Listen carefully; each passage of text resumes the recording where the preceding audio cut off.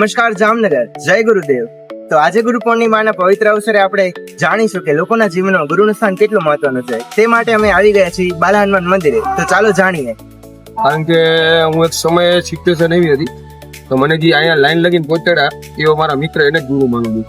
આશીષભાઈ મહેતા કરીને છે મારી લાઈફના ગુરુ અને એ જ રહેશે.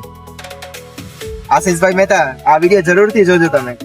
લાઈફમાં ગુરુ તો હોવા જોઈએ, કારણ કે સાચો માર્ગ છે ને એ જ બતાડે. અને તો ગુરુ વગરનું જીવન છે ને નુગરો કહેવાય.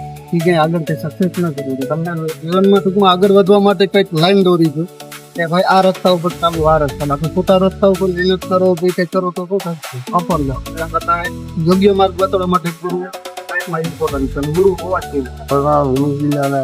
કોઈ પણ સંજોગ, કોઈ પણ વસ્તુ એક તો ભગવાનને, બીજા નંબરમાં ગુરુ છે ને મેન તો મા બાપે જે જન્મ આપનાર એની સેવા કરો. અને ધાર્મિક હિન્દુનો દીકરો હોય, સનાતન એવી વસ્તુને માને તો એના માટે અતિ ને અતિ સુંદર, સરસ ને જરૂર છે હિન્દુના દીકરાને કાંઈ પણ કહેવાનું કામ હોય એ આપણે गुरु मिला तो सब कुछ मिला और मिला नहीं कुछ कोई. शुद्ध धारा और लक्ष्मी वो तो पापी जन के घर में भी हुए.